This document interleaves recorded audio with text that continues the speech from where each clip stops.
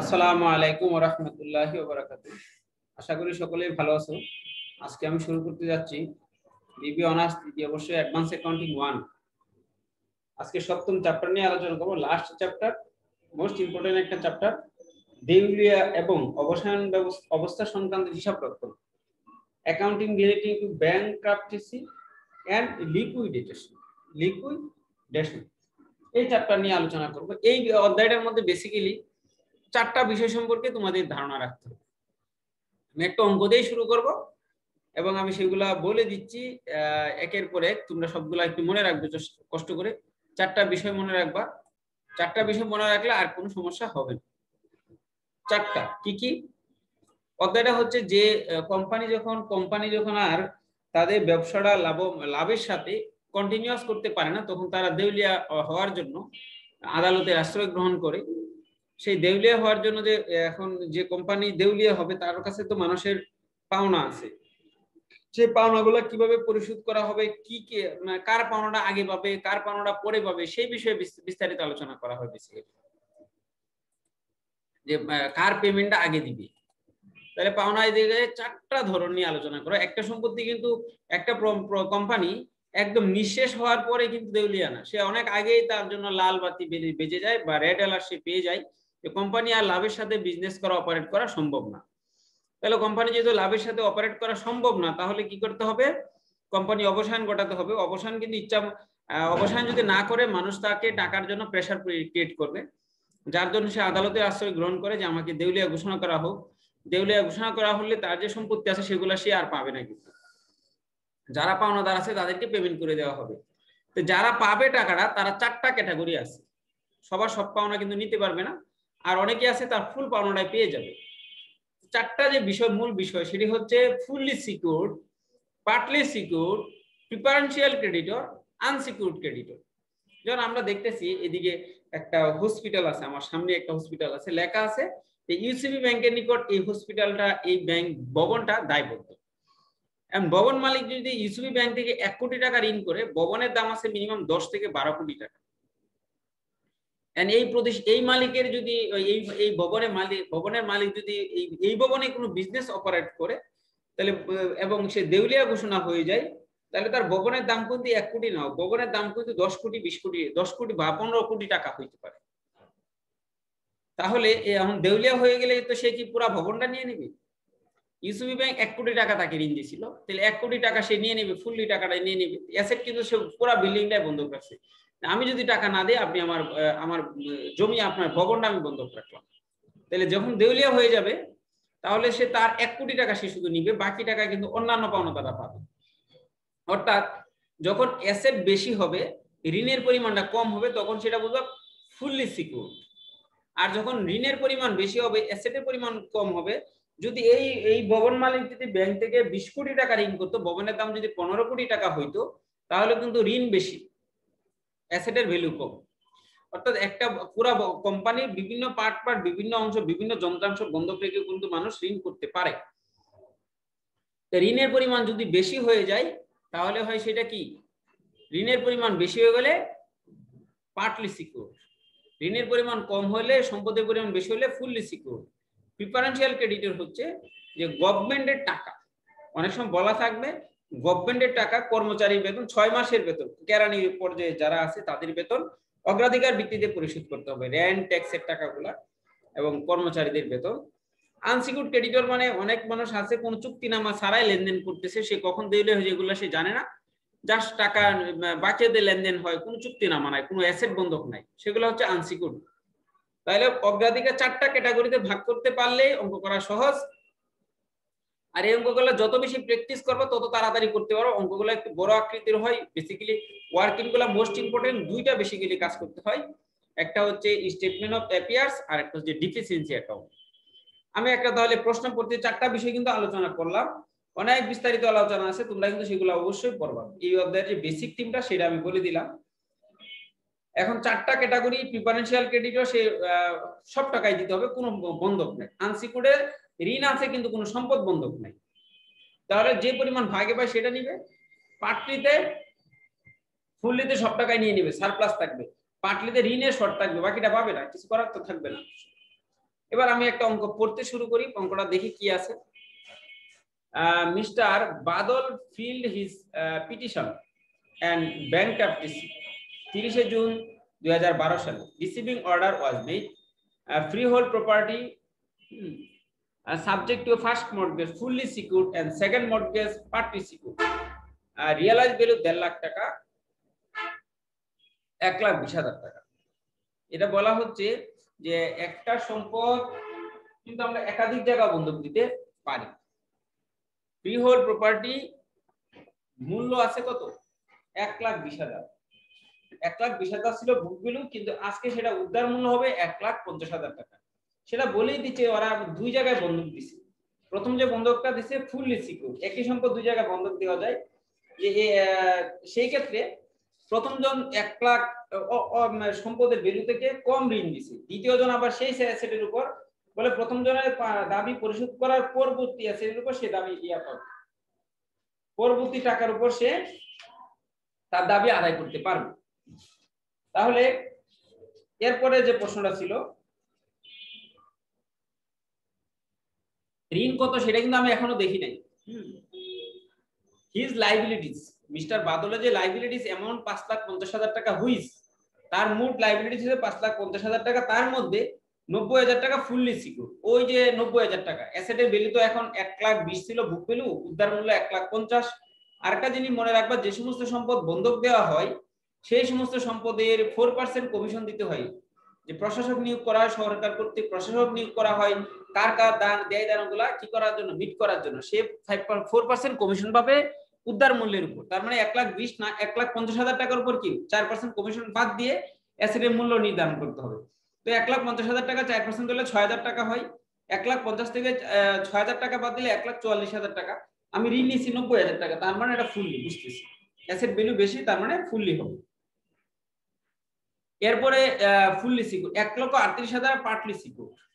Partly secure হচ্ছে এই যে আমি বললাম যে পার্টলি সিকিউর তো আগে বলেই দিছি যে একই জমি সম্পত্তির উপর আরেকজন কি করলো, একই সম্পত্তির উপর আরেকজন বন্ধক নিয়ে নিছে ওই পার্টলি সিকিউরের উপর, ওই ফ্রি হোল্ড প্রপার্টি।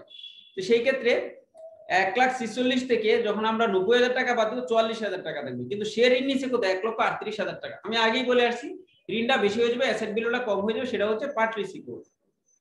তারপরে বললো লাইবিলিটিস ফর রেন্ট ওয়েজেস 4,500 টাকা। এই রেন্ট ওয়েজেস 4,500 টাকা ক্লেম টু প্রিফারেন্সিয়াল, দাবি করতেছে কি প্রিফারেন্সিয়াল দিতে হবে রেন্ট ইয়ারটা। There was also a contingent liability on notes under discount কত, আন্ডার ডিসকাউন্ট 27,400 টাকা বিল ডিসকাউন্ট, অফ হুইচ 2,000 টাকা ওয়াজ আনএক্সপেক্টেড টু র্যাঙ্ক। যে যার মধ্যে 2,000 টাকা আছে ডিসকাউন্ট করা হয়েছে কিন্তু পরিশোধ করতে হবে। বিল যদি ডিসকাউন্টিং করা হয় এবং সেটা যদি পরিশোধ করতে হয়, সেটা আমাদের এই 2,000 টাকা লিখতে হবে পেমেন্টের করে, আর টোটালের লাইবিলিটি আনসিকিউর্ডের করে লিখতে হবে 27,400 টাকা।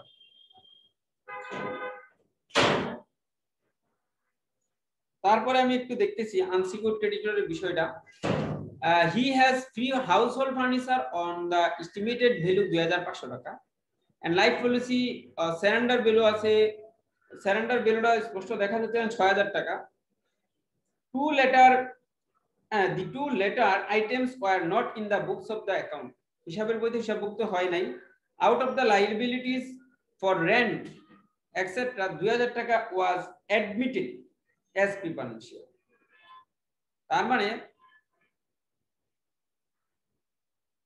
4,500 টাকা যে ছিল রেন্ট ট্যাক্স এই সেই বিষয় ক্লেম টু বি প্রিফারেন্সিয়াল, সবার শেষে দেখা গেল যে 2,500 টাকা আছে লাইবিলিটিস এর মধ্যে রেন্ট, যেটা প্রিফারেন্সিয়াল হিসেবে গণ্য। তাহলে 4টা বিষয় অলরেডি বলা হয়ে গেল, 4 ধরনের বৈশিষ্ট্য আমি পেয়ে গেছি। এইভাবে থাকবে না, ভিন্ন প্রেক্ষাপটে উপস্থিত থাকবে। 4টা বিষয় আমি কিন্তু পাইলাম। ফুললি পাইছি, এই যে ঋণ নিয়েছিলাম ফুললি 90,000 টাকা, একই অ্যাসেটের উপর দুইবার ঋণ করা হলো। তারপরে ছিল 1,38,000 টাকা একই অ্যাসেটের উপর, অ্যাসেটের অবশিষ্ট মূল্য ছিল 44,000 টাকা, ঋণ নিয়েছি 1,38,000 টাকা। তাহলে আমার এটা কি তারপরে ছিল প্রিফারেন্সিয়াল, তারপরে ছিল আনসিকিউর্ড ক্রেডিটর, যাদের মধ্যে কি বিনিময়ে কি করা হয় না, কোনো ঋণ নেওয়া হয়। আমি চারোটা ওয়ার্কিং তাহলে একটু দেখাই তোমাদের, অবশ্যই তোমাদের একটু প্র্যাকটিস করতে হবে।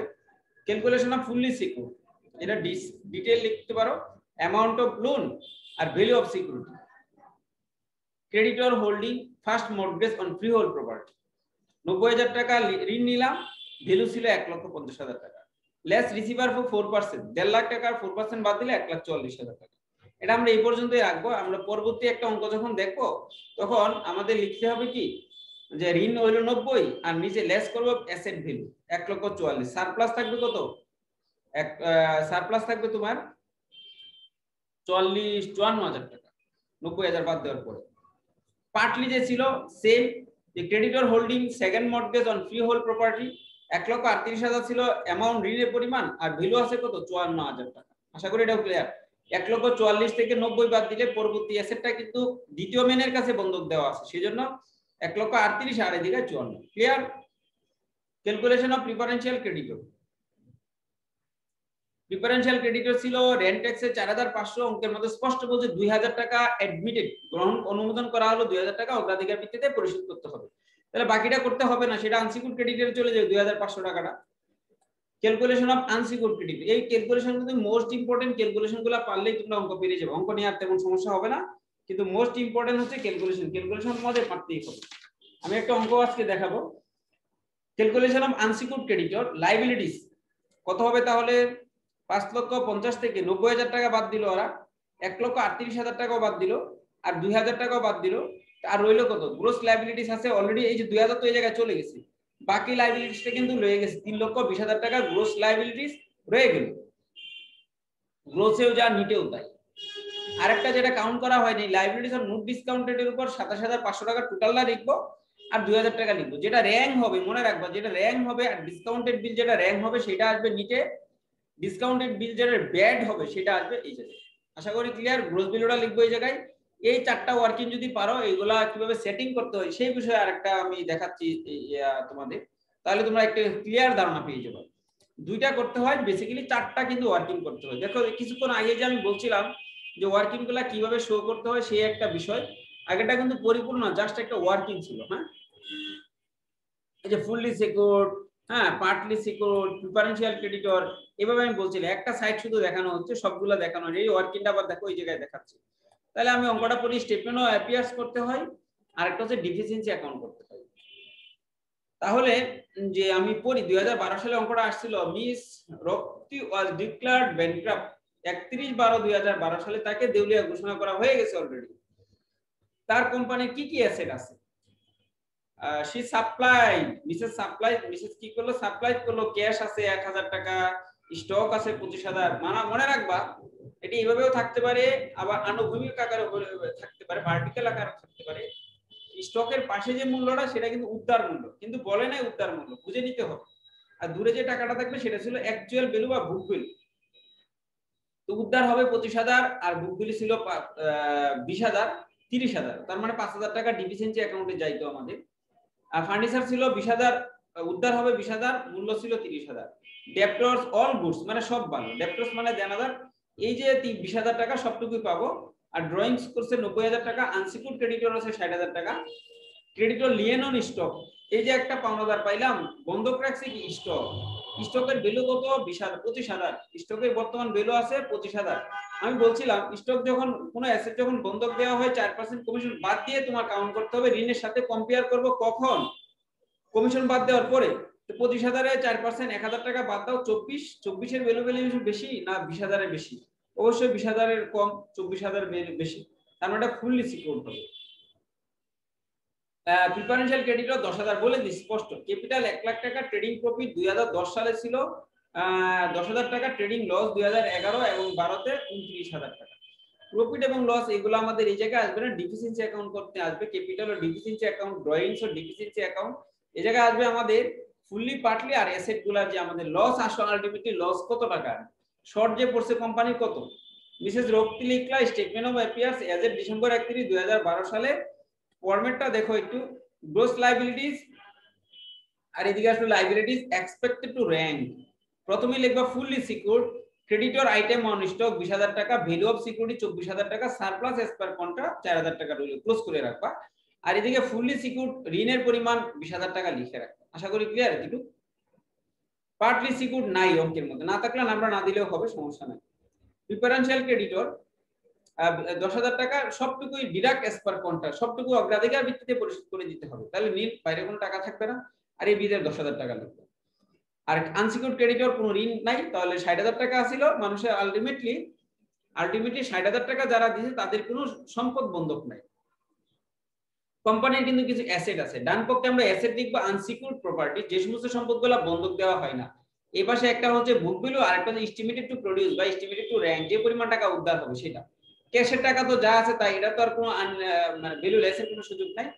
বুকটা 30,000 টাকা ছিল, ফার্নিচার 30,000 মোট মূল্য ছিল, এবং উদ্ধার হবে কত 20,000। আরেকটা যে মনে রাখবা, যে সম্পদগুলো বন্ধক দেওয়া হচ্ছে সেটা কিন্তু আবার এই জায়গায় আসবে না, মনে রাখবা। যেমন স্টক কিন্তু বন্ধক দেওয়া হলো, যার জন্য স্টক কিন্তু এই জায়গায় আসে না। ক্লিয়ার? আর ডেপ্টরস গুড সবটুকু চলে আসছে, 20 চলে আসছে। তাহলে এই পাশে টোটাল যোগ করো, এইটাও টোটাল যোগ করো, এটার ভ্যালু হচ্ছে 50,000 টাকা। 50,000 থেকে 1,000 টাকা বাদ দাও, ক্যাশের উপর তার কমিশন না, এটা তোমার তরল সম্পদ উদ্ধার করা অলরেডি কোম্পানির ক্যাশে আছে টাকা।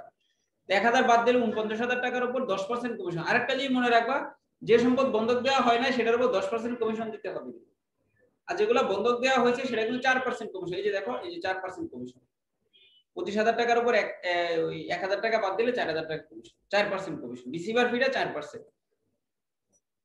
তাহলে আমরা লিখতে পারি ডেপ্টরসে কত, ডেপ্টরসে আছে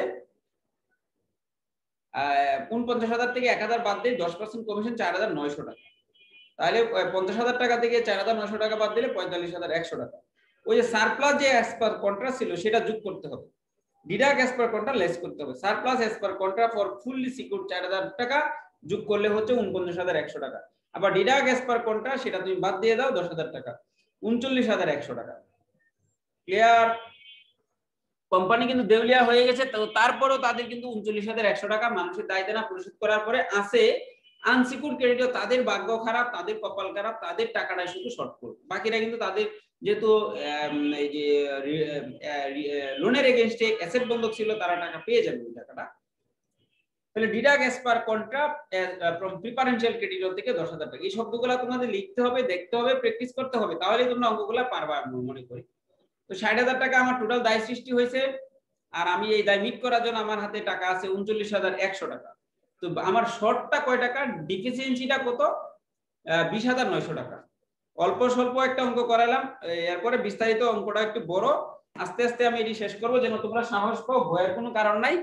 যত বেশি প্র্যাকটিস করবা তত বেশি ভালো করতে পারবে। অ্যাকাউন্টিং এ প্র্যাকটিস বাদে অ্যাকাউন্টিং এ ভালো করা কোনো সম্ভব না।